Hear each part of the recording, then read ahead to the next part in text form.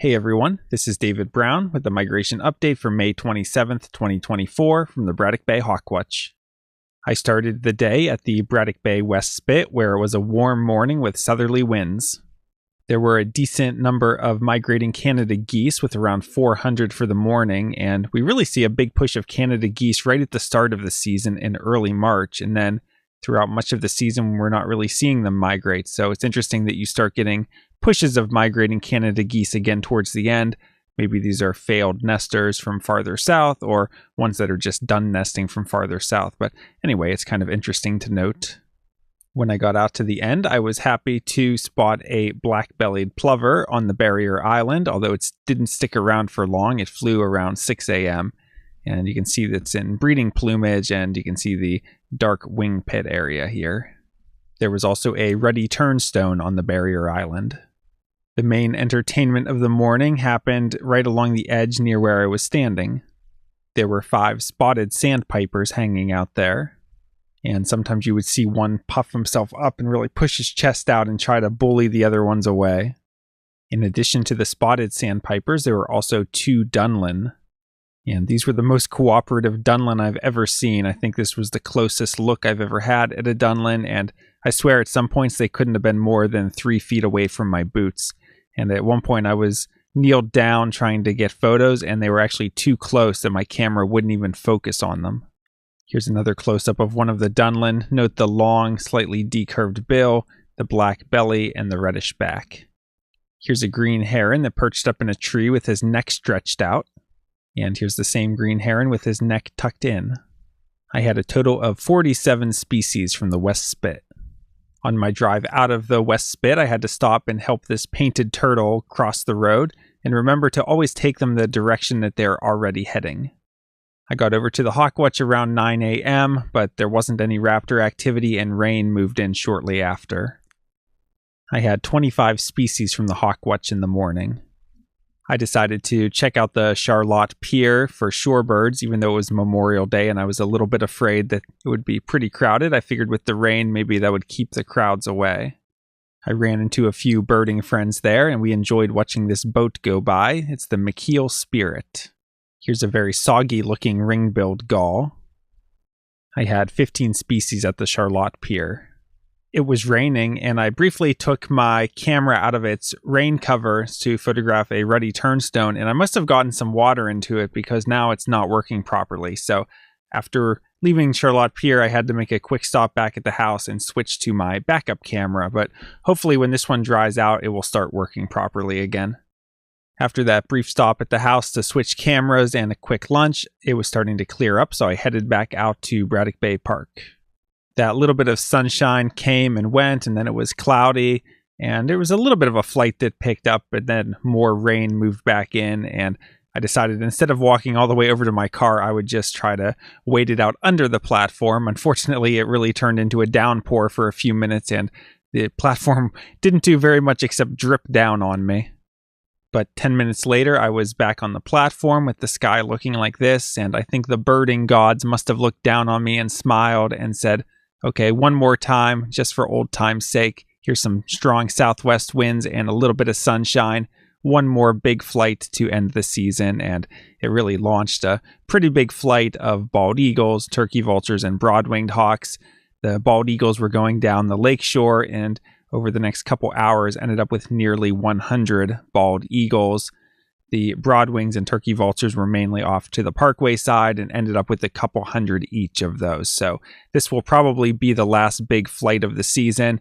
And it was just really enjoyable to get that one more chance with southwest winds and a little bit of sunshine. And didn't end up with a kite or anything unusual like that, but just fun to have that last big flight of the season.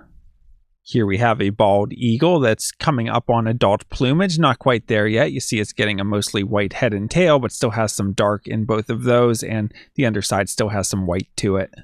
Here we have a large, lanky black and white raptor. This is an osprey. Here we have a juvenile bald eagle. You see that dark head and underside of the body and a lot of white in the wing pit area.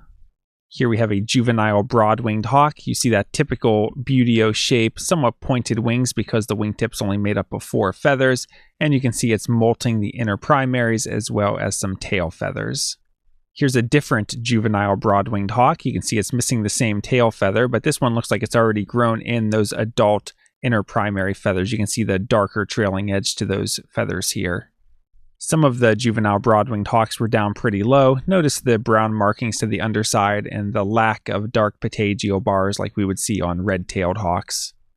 And we even had a few adult broad-winged hawks still pushing through. Notice the dark trailing edge to the wings, the darker tail with white band, although it doesn't stand out as much in the photo, but we see the underside of the body has this thicker brown barring to it.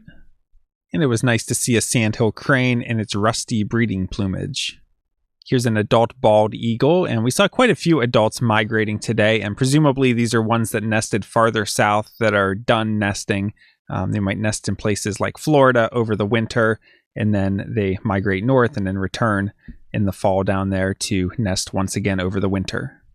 Here we have a large buteo with a dark belly band and dark petagio bars. This is a red-tailed hawk, and I believe this is a juvenile. We don't see a dark trailing edge to the wings, and it's hard to tell anything on the tail because it's so mangled. Here we have another red-tailed hawk, but this one's an adult. Again, note the dark belly band and the dark petagio bars that all red-tailed hawks show, but this one does have a dark trailing edge to the wings and a red tail, making it an adult.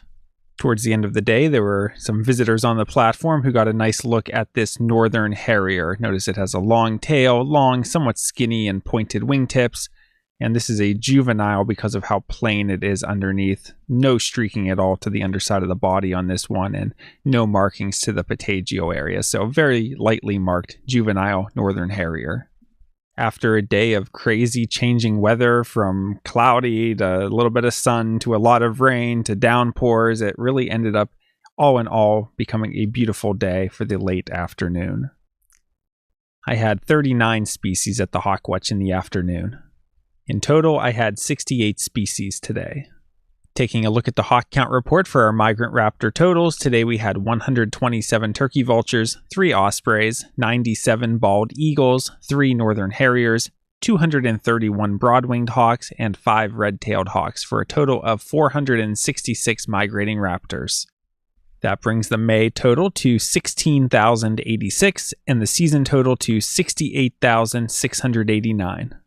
Taking a look at the forecast for tomorrow, it's looking like considerable cloudiness with occasional rain showers, a high in the mid to upper 60s, and westerly winds at 15 to 25 miles per hour. So westerly winds can be okay. 15 to 25 is a little bit on the strong side, and it's looking like it'll be fairly gloomy.